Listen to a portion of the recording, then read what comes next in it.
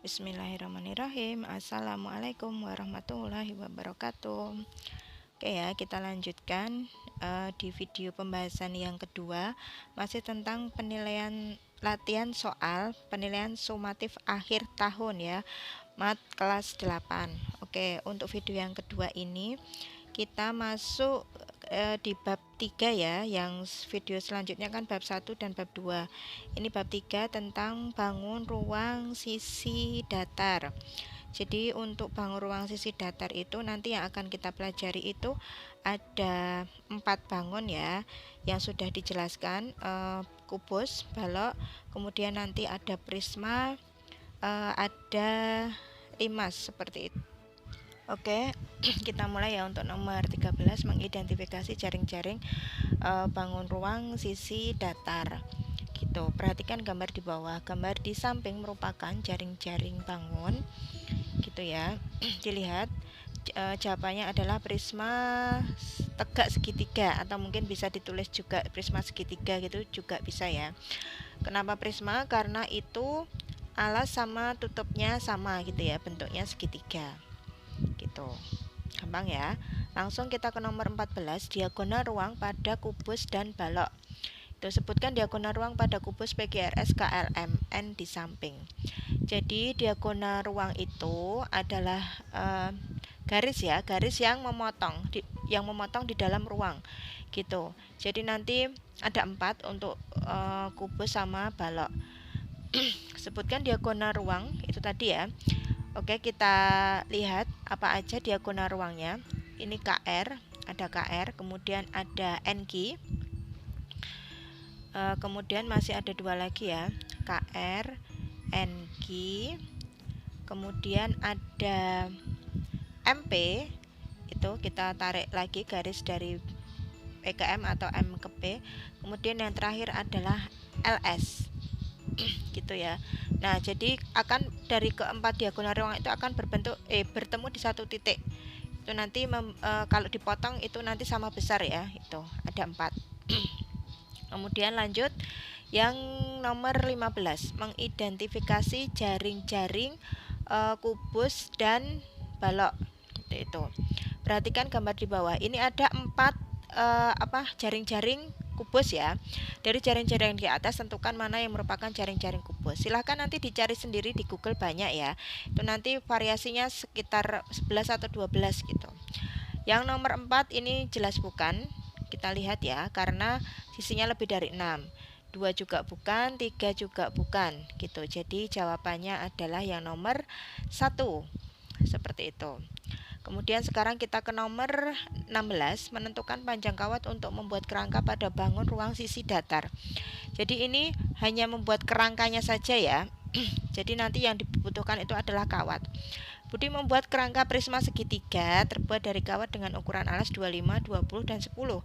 Jika tinggi prisma 15, tentukan panjang kawat yang diperlukan. Oke, biar mudah kita gambar dulu ya. Ini alasnya berbentuk segitiga dengan ukuran beda semua, 25, 20 sama 10. Oke, kita gambarkan dulu. Ini seperti ini, jadi alas sama tutupnya bentuknya segitiga ya. Kemudian kita tarik garis tingginya. Oke, anggap aja lurus ya. Garis tingginya itu 15. Oke, berarti di sini juga 15, di sini juga 15. Kemudian untuk ukuran segitiganya itu ada 25, 20, kemudian 10. Otomatis yang bawah menyesuaikan ya, 25, 20, kemudian 10. Oke, kita hitung. Karena yang dihitung kawatnya aja, berarti 15 kali 3 itu ya, yang tingginya itu kan 15 kali 3, ukurannya sama, 15 kali 3, kemudian itu 45. Kemudian yang 25, yang ukurannya 25 itu ada 2 atas bawah ya, jadi 50. Kemudian yang ukurannya 10 dulu itu ada 2, jadi 20. Kemudian yang 20 itu juga kali 2, jadinya adalah 40. Seperti itu. Kalau kita jumlah ini 5, 155 cm. Jadi panjang kawat yang diperlukan adalah 155 cm. Lanjut ke nomor 17. Menentukan panjang kawat untuk membuat kerangka pada bangun ruang sisi datar. Sama ya, tapi ini yang bentuknya balok gitu. Jadi balok ukuran 50 kali 80. Jika harga 1 meter aluminium itu 4.000, tentukan biaya yang diperlukan untuk membeli aluminium. Jadi masih sama membuat kerangka. Jadi kalau balok itu punya ukuran P kali L kali T. Nah, untuk ukuran rusuknya sendiri, panjangnya kan ada 4, lebarnya ada 4, tingginya juga ada 4. Kita hitung 4 kali 50.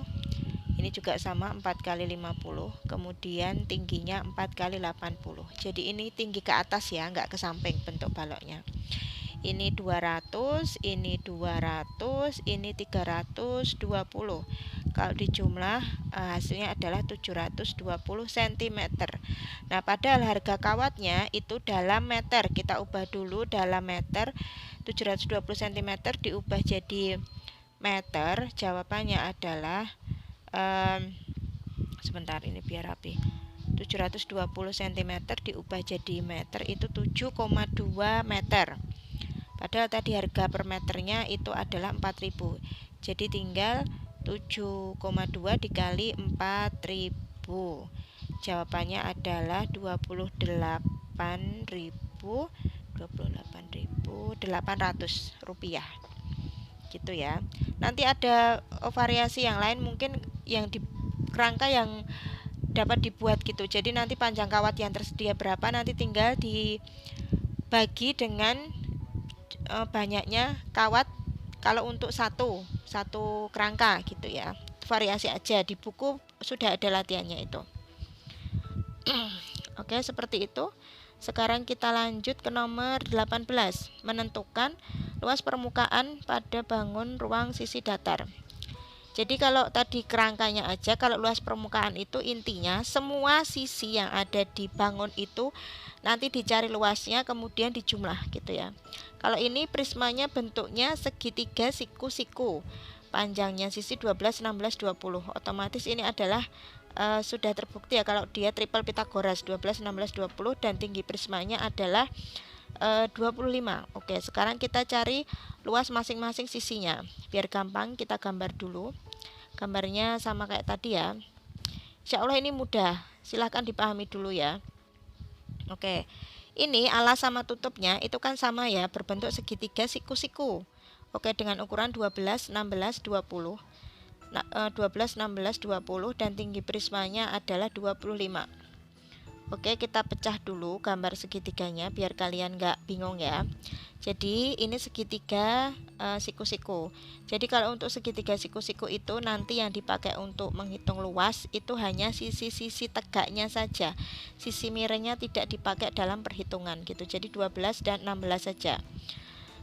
Sisi miringnya tidak dipakai gitu ya. Ini kita anggap luas 1.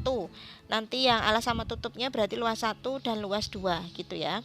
Oke, kita hitung luasnya. Untuk luas 1 karena bentuknya segitiga, jadi rumusnya adalah setengah kali alas kali tinggi. Oke, setengah kali 16 kali 12. Terserah ya, mau 12-nya dulu, mau 16-nya dulu. Insya Allah sama nanti hasilnya. Gitu, nggak masalah. Kita coret 2 sama 16 bisa coret 8. 8 kali 12 itu adalah 96. Oke ya, 96. Kemudian untuk luas 2 berarti sama 96. Itu untuk alasnya ya. Kemudian untuk yang sisi-sisi tegaknya itu kan bentuknya persegi panjang semua itu. Tapi kan lebarnya sendiri-sendiri. Jadi ada yang lebarnya 16, nanti ada yang lebarnya 12, ada yang lebarnya 20. Tapi untuk panjang persegi panjangnya sama semua 25 gitu ya. Oke, kita namai nanti luas 1, luas 2 dan luas 3. Oke, untuk luas 3 nanti lebarnya adalah 16. Kemudian luas keempat lebarnya 20. Kemudian untuk luas kelima lebarnya adalah 12 kali 25 gitu ya. Oke, kita hitung masing-masing. Untuk luas 3 ini kita jumlah dulu aja yang luas 1 dan luas 2 nanti. Sebentar. Oke, luas 3 itu 20 tadi 25 kali 16 ya, 25 kali 16 itu 400. Oke, luas 3 hasilnya adalah 400.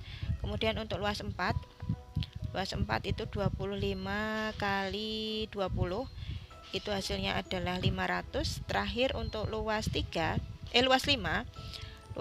itu 25 kali 12. Jawabannya adalah 300.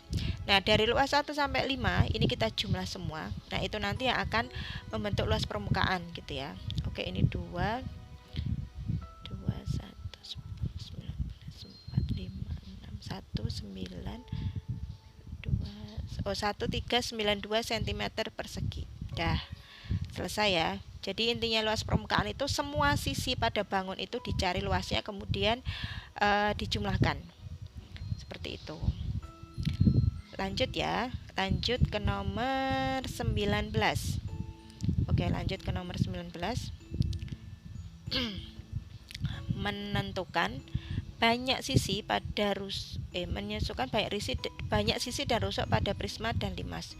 Gampang ya, insya Allah ini hanya teori aja. Jadi berapa banyak rusuk pada limas segi 4? Limas segi 4. Ingat limas itu yang punya titik puncak ya. Biar gampang kita gambar dulu. Bentuknya seperti ini. Ini limas segi 4, jadi alasnya berbentuk segi 4. Oke, kita buat. Nah, sudah ya, sudah kelihatan. Jadi rusuknya ada 8.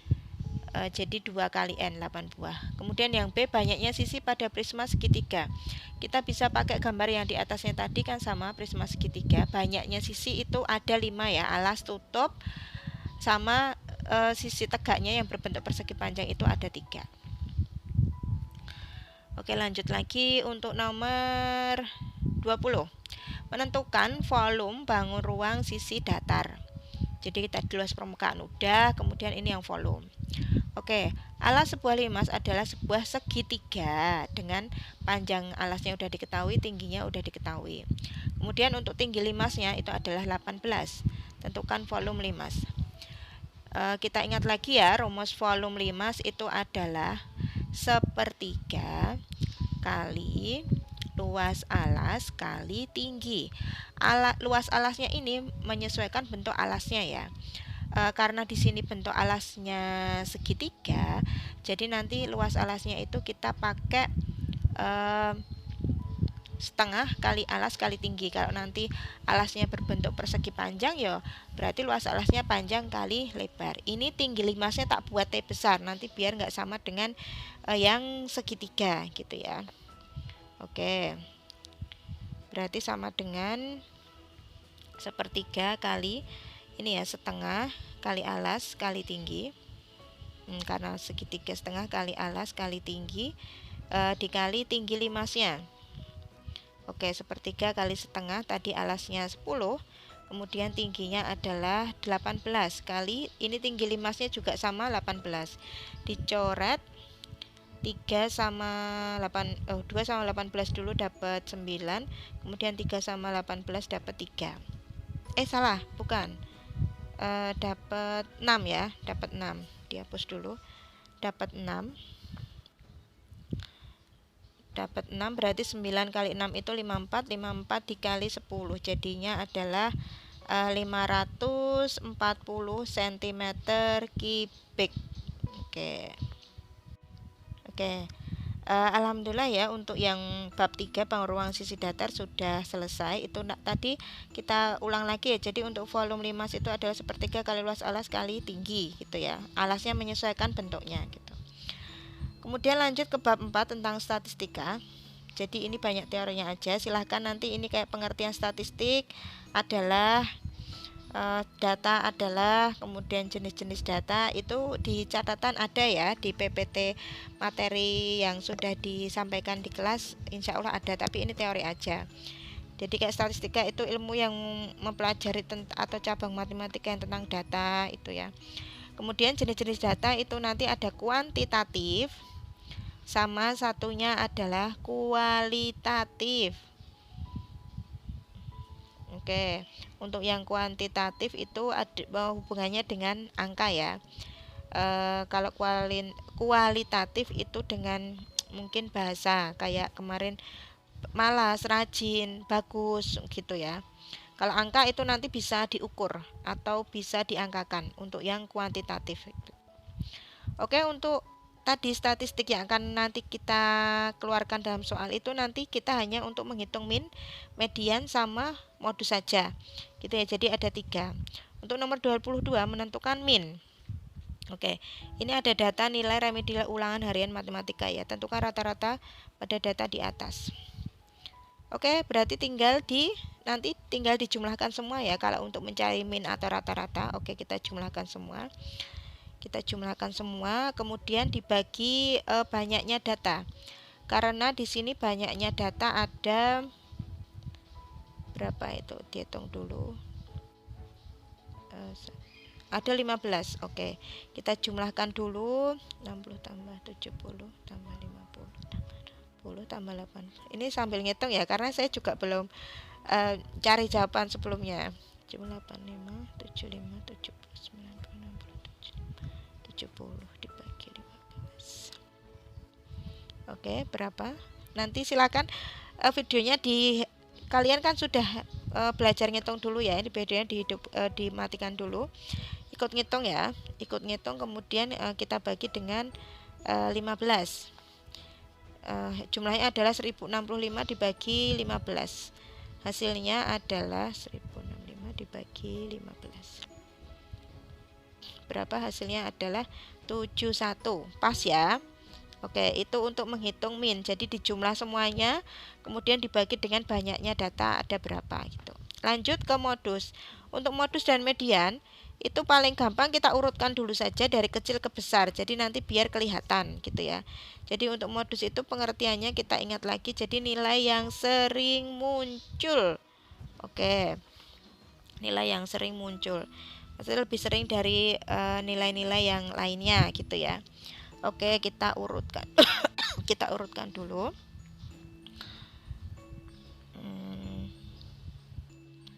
Kita urutkan dulu dari ini data yang terkecil itu adalah 5 ya.